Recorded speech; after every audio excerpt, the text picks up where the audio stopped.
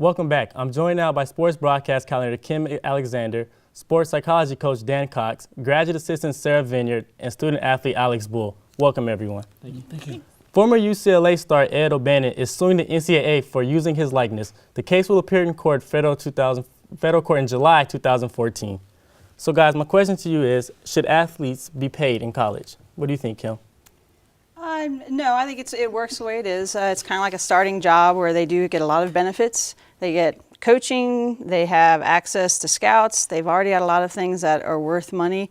And if they do well, they can step it up to the next where they actually get paid cash. Does anybody have a different feel on what she thinks? Well, I do. If you look at it, you're talking about elite Division I athletes. Division II, Division III. The Division III, no pay, no scholarships, nothing. Division II, limited number of scholarships. So not everybody that's on that team is a scholarship athlete. So they're not reaping the benefits that you see in the elite Division I teams. So yes, I think they should be paid, especially the ones that are not being compensated at all. I totally agree with that. Let's take what you do, for instance, with sports production. Well, this year we produce basketball, softball, baseball. If we're doing that with student athletes and using them to represent us, why shouldn't we pay them?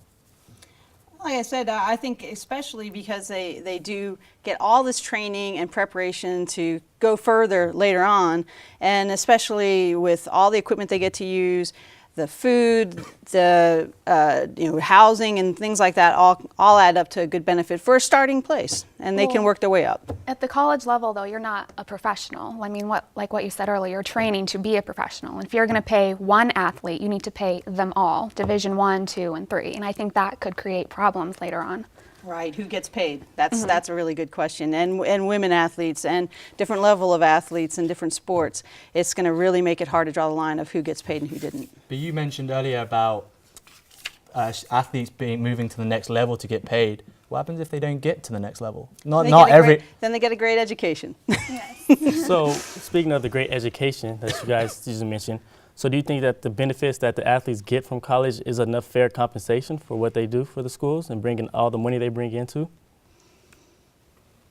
Again, you're talking about the Division I elite athletes. When you look at all the other athletes, unfortunately, they're not bringing money in, but they're doing the same job that a Division I athlete is. A Division III quarterback very rarely is going to see a chance at the NFL. So you have those problems. You have the women athletes, that there's very few opportunities for women athletes to go to a professional level. Track and field, basketball, softball, that's about it. But there are also elite athletes on elite teams that never see professional sports as well. I mean, they'll go into business, teaching, or whatever their degree is, and they're never going to see the pro side. And that's exactly it. It can lead to more than just the pro side. That's the benefit of school, is their experience here can lead to another career. They could become coaches, they could become physical therapists, or they can become other announcers in the field. There's a lot of openings it does, even if they don't make it to a pro level. So with the athletes who you guys say aren't going to go pro, what if they don't do that well in schools where they won't have a great education? All they know is sports.